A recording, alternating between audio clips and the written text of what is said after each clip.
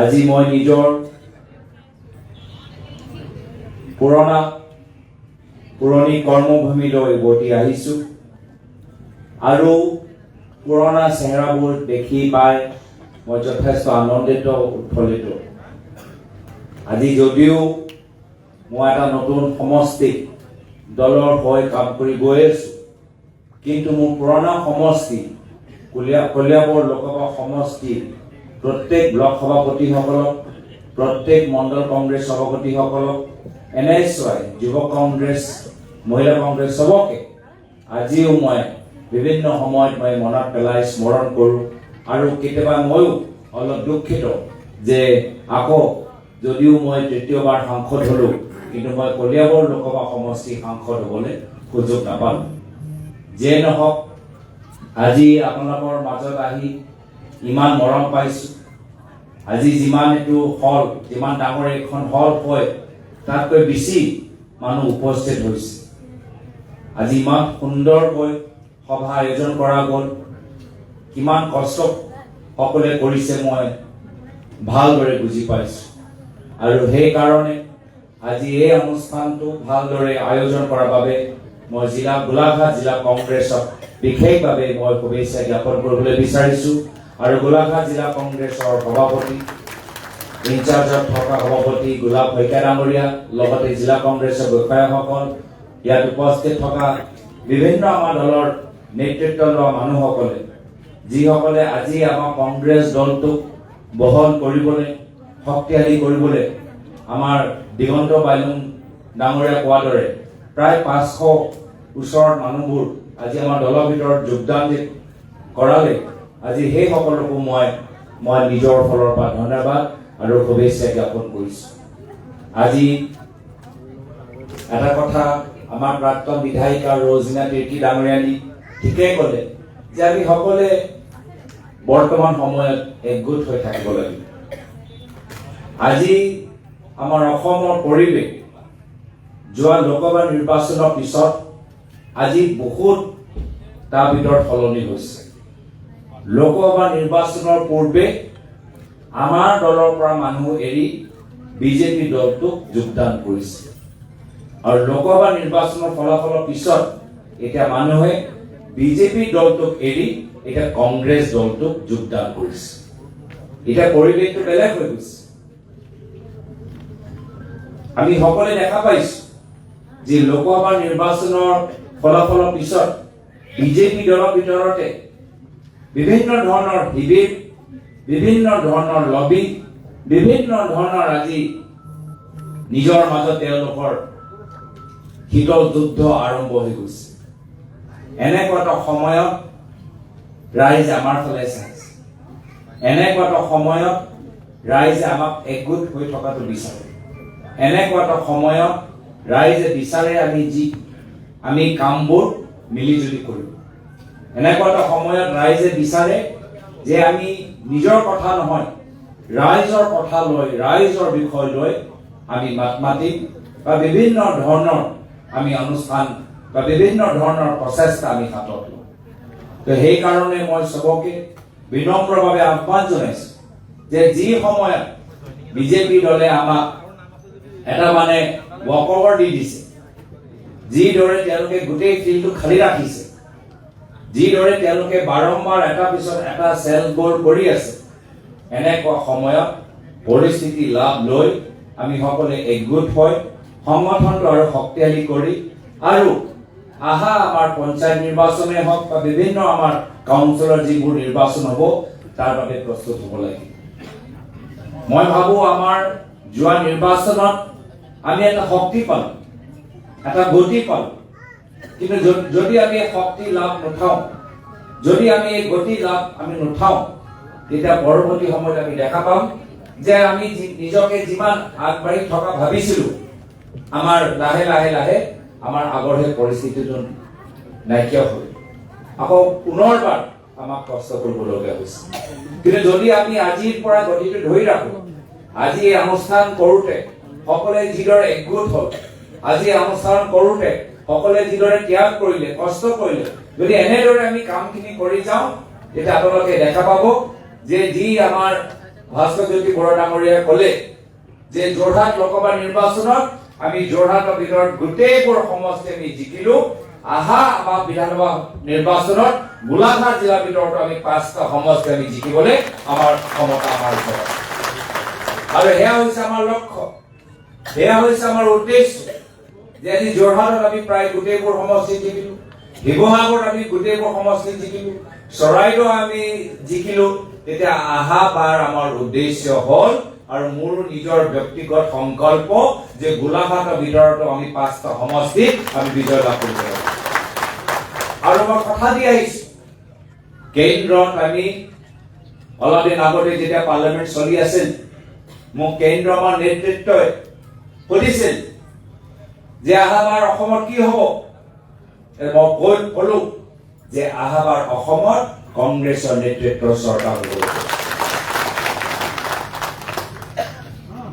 আজি ৰাইজে দেখিছে যে বৰ্তমানৰ চৰকাৰ আজি ৰাইজৰ চৰকাৰ নহয় আজি তেওঁলোকে মাত্ৰ নিজৰ ব্যক্তিগত ধন সম্পত্তি কেনেদৰে বৃদ্ধি কৰিবলৈ বিচাৰে সেয়া তেওঁলোকৰ চিন্তা অলপ দিন আগতে মুখ্যমন্ত্ৰী মহোদয় নিজৰ তালিকা প্ৰকাশ কৰিলে যে ক'ত ক'ত তেওঁলোকৰ মাটি ক'ত ক'ত তেওঁলোকৰ সম্পত্তি ক'ত ক'ত তেওঁলোকৰ কোম্পানী আছে কিন্তু মুখ্যমন্ত্ৰী মহোদয় সেই সময়তো ৰাইজক মিছা কথা কৈ গ'ল এনেকুৱা দেখালে যে সেই কথা তেওঁলোকে নিজৰ গোটেই সম্পত্তি তালিকা তেওঁলোকে প্ৰকাশ কৰিলে কিন্তু তেওঁলোকৰ যিমান তালি আছে যিমান ধন আছে যিমান সম্পত্তি আছে যিমান মাটি আছে তাৰ মাত্ৰ 1% হে তেওঁলোকে ৰাজহ কৰিলে সেই 1% তেওঁলোকে ক'লে যে মই ৰাইজক এৰি থৈ যাম বাকি যে 90% আছে তেওঁলোকে নিজৰ লগত ৰাখি থব তো সেই কাৰণে এনে ধৰণৰ বিভ্ৰান্তিত আমি পৰিব নালাগে আমি কাম কৰিবলৈ বিচাৰিছো আজি বাগানৰ শ্ৰমিকসকলৰ অৱস্থা ভাল নহয় আৰু সেই কাৰণে আমি সংকল্প লৈছো যে আমাৰ এই মাহৰ শেষৰ ফলৰ পৰা আমি বিভিন্ন আমি অসমত আমাৰ বাগানত ভ্ৰমণ কৰি আমাৰ সেই বাগানৰ শ্ৰমিকসকলৰ কি সমস্যা আছে ক'ত তেওঁলোকে হাজিৰা পোৱা নাই ক'ত তেওঁলোকে পেঞ্চন পোৱা নাই ক'ত তেওঁলোকে পিএফ পোৱা নাই ক'ত তেওঁলোকৰ গ্ৰেচুইটি পোৱা নাই ক'ত তেওঁলোকে খাবলৈ পোৱা নাই ক'ত তেওঁলোকে বোনাছ পোৱা নাই আমি গোটেই আমি প্ৰচেষ্টা আমি নিজে মনিটৰিং কৰিম আমি নিজে গৈ আমি মনিটৰিং কৰিম আমি বাগানে বাগানে আমি ৰিপৰ্ট কাৰ্ড ল'ম যে আপোনালোকৰ ইয়াত কি সমস্যা আছে তেওঁলোকে বিজেপি দলে দেখাবলৈ বিচাৰে যে বহুত কাম কৰি গ'ল বাগান অঞ্চলত বহুত কাম কৰি গ'ল মই নিজে দেখিছো গোলাঘাট জিলাৰ ভিতৰত যেতিয়া মই যোৱা 10 বছৰ সাংসদ আছিলো কিমান বাগানৰ ভিতৰত আমি নিজে নিজৰ সাংসদ উন্নয়ন পুঁজি যোগেদি আমি এম্বুলেন্স দিবলৈ হ'ল যদি ইমানে কাম কৰিছে তেতিয়া এম্বুলেন্স দিবলৈ কিয় আমাক প্ৰয়োজন হ'ল আমি বাগানৰ অঞ্চলৰ পিছত আমি বিভিন্ন আমাৰ জনগোষ্ঠী আৰু বিভিন্ন জনজাতি য'ত তেওঁলোকৰ সমস্যাবোৰ আছে তেওঁলোকৰ আমি খবৰ ল'বলৈ যাওঁ আজি আমাৰ বিভিন্ন জনগোষ্ঠীৰ দল সংগঠনৰ মানুহবোৰ দিল্লীলৈ আহে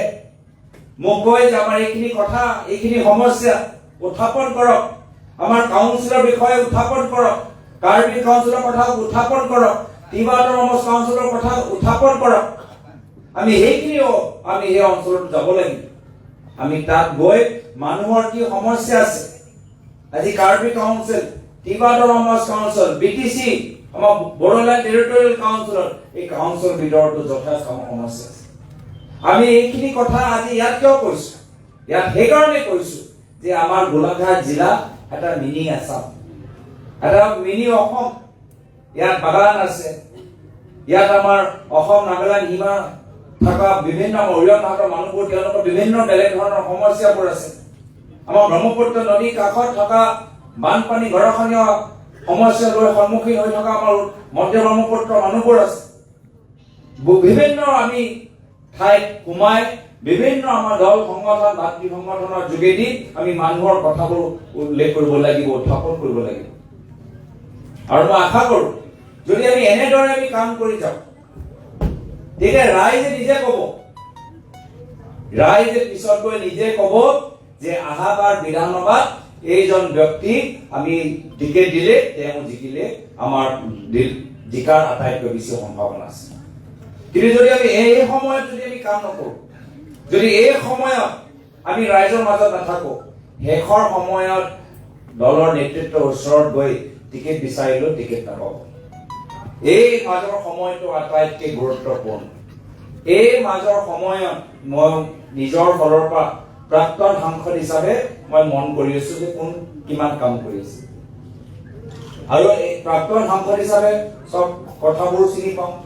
গাঁৱৰ মানুহবোৰ চিনি পাওঁ কোন ক'ৰ গাঁও পাইছে কোন ক'ত কাম কৰিছে কোন ক'ৰ পৰা মানুহবোৰ আহি যোগদান কৰাইছে গোটেইবোৰ কথা মই জানো বুজি পাওঁ সেইকাৰণে দিছপুৰত গৈ কাবাক ফাঁকি দিব পাৰিব মোক দিব নোৱাৰিব সেইকাৰণে এই মাজৰ সময়টো মই কৈ দিছো ক্ৰিকেটতে থাকে মিডল অভাৰ এই মিডল অভাৰটো আটাইতকৈ গুৰুত্বপূৰ্ণ এই আহা 2 বছৰ এই আহা এই 2 বছৰ নহয় আমাৰ নিৰ্বাচন প্ৰায় 1.5 বছৰ পিছত এই সময়ত যদি আপোনালোকে ভালকে কৰে তাৰ ফলটো আপোনালোকে শেষত ৰাইজে নিজে ক'ব যে এইজন ব্যক্তি বেয়া সময়ত আমালোকৰ মাজত আছিলে এইজন ব্যক্তিক আমাক আগুৱাই লৈ যাব লাগিব আৰু তেতিয়া আপোনালোকে সবে মোক জানে মোৰ লগত কাৰো বেয়াও নহয় মোৰ লগত কাৰো বেছি ভালো নহয় মোৰ লগত সব সমান মোৰ মানে চকু আগত সকলো সমান দলৰ কাৰণে যি ভাল এইটোৱে মই সদায় মোক কৰিব লাগে কেতিয়াবা মোৰ কাণত কোনোবা ধৰক কাৰোবাৰ বেলেগৰ বিৰুদ্ধে খুচিবলৈ আহে তাক তেওঁকো গুৰুত্ব নিদিওঁ কোনোবা বেলেগে আহে দেখায় যে মই এইখিনি কাম কৰিলো তেতিয়াও মই চাই গম পাই যাওঁ বুজি পাই যাওঁ কি সঁচাকে কৰিছে নাই কৰা তো মোক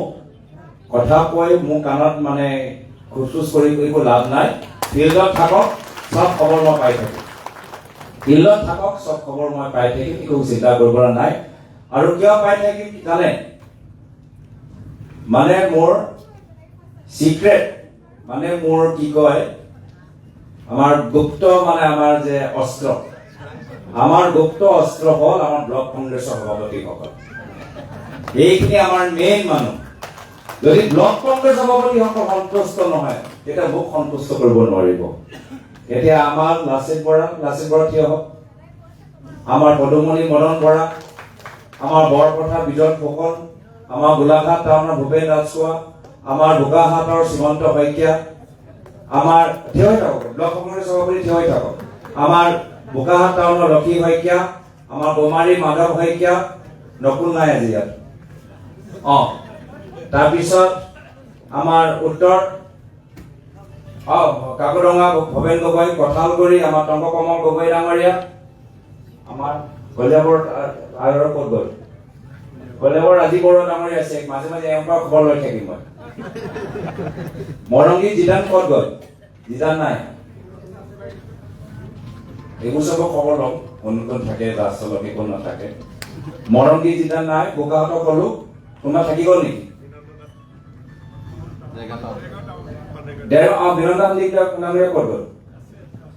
আছিলে আমাৰ জিলা মহিলা কংগ্ৰেছ লাহে লাহে মই ব্লক মহিলা কংগ্ৰেছৰ পৰা সুধিবলৈ আৰম্ভ কৰিম সেইকাৰণে আমাৰ ব্লক কংগ্ৰেছ আৰু ব্লক মহিলা কংগ্ৰেছ জিলা কংগ্ৰেছ এইখিনি মানুহ সন্তুষ্ট থাকিলে মোক আপোনালোকে সন্তুষ্ট হ'ব পাৰিব ধন্যবাদ বহিতা তো মই বিশেষ দেশলৈ ক'বলৈ বিচৰা নাই আজি খুব সুন্দৰকৈ মই পুনৰবাৰ কৈছো আজি মই ভাবিছিলো যে আমি জিলা কংগ্ৰেছৰ ভিতৰতে আমি সৰু এটা সভা আমি আয়োজন কৰিম তাতে মানুহবোৰ লগ পাম মোৰ বিশেষকৈ মোৰ ইচ্ছা আছিলে যে আমাৰ আগৰ ব্লক কংগ্ৰেছ মণ্ডল কংগ্ৰেছ আমাৰ দূৰ দূৰণিৰ পৰা দিছয় মণ্ডল গুলুং টেমেৰা মণ্ডলৰ পৰা মানুহবোৰ আহিব বেহৰাৰ পৰা মানুহবোৰ আহিব কাজিৰঙাৰ পৰা মানুহবোৰ আহিব আমি গোলাঘাট জিলা কংগ্ৰেছৰ ভিতৰত আমি সকলোকে লগ পালোহেঁতেন কিন্তু দেখা পালো কি নহয় ৰাইজে ইমান আমাক আমাৰ জিলা কংগ্ৰেছৰ ওপৰত হেঁচা দিলে যে তেওঁলোকে অলপ দূৰত আঁতৰত এইখন হলত ৰাখিলে ভাবিলে যে এইখন হলত সকলোৱে ভালদৰে বহিব পাৰিব কিন্তু ইমান মানুহবোৰ আহিলে এইখন হলো আমাৰ ছুটিও বা সৰু হৈ গ'ল তো ইয়াৰ বিকল্প এটাহে পৰৱৰ্তী সময়ত মই প্ৰত্যেক বিধানসভা সমষ্টিত গৈ আমাৰ পুৰণা আমাৰ মানুহবোৰক মই লগ পাবলৈ আমি খংকাই লৈ যাম, দেৰগাঁও লৈ যাম, আমাৰ সৰুপথাৰ লৈ যাম, আমি বোকাহাট লৈ যাম, আমাৰ গোলাঘাট লৈ যাম। প্ৰত্যেক আমি সমষ্টিত গৈ আমি সমষ্টিৰ মানুহক আমি তাত দিবলৈ আমি এটা হাতত চেষ্টা আমি লওঁ। আৰু সেইকাৰণে মই আমাৰ ব্লক কংগ্ৰেছ সভাপতিসকলক, যিসকল নেতৃত্বত আছে, জিলা কংগ্ৰেছ প্ৰদেশ কংগ্ৰেছৰ নেতৃত্বত, অহা মাহত আমি এনেকুৱা কিছু কাৰ্যসূচী হাতত ল'বলৈ মই বিনম্ৰভাৱে আহ্বান জনাই। আজি যুৱ কংগ্ৰেছৰ এটা সুন্দৰ বাইক ৰেলী আছিলে আৰু পুনৰবাৰ আজি বহুতে আমাক যোগদান কৰিছে, ভাল লাগিছে। এই গতিটো আমি ধৰি ৰাখিব লাগে।